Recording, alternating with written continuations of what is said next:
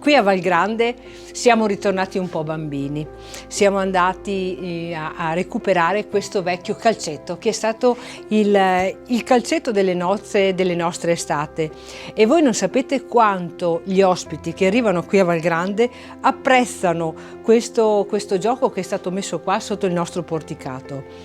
Le persone che arrivano qui a Val Grande, le persone che scelgono di trascorrere la vacanza qui a Val Grande, o anche quelli che scelgono di trascorrere una domenica perché decidono di mangiare qui da noi,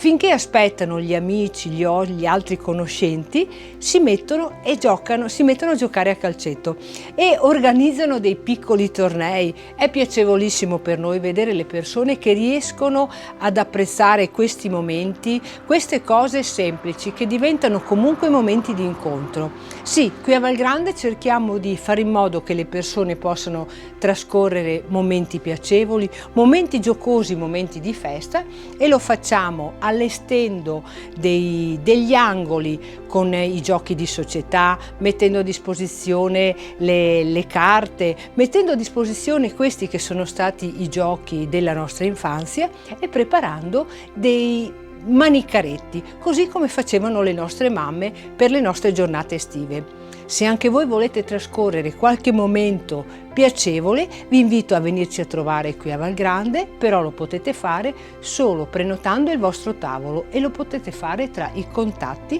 che troverete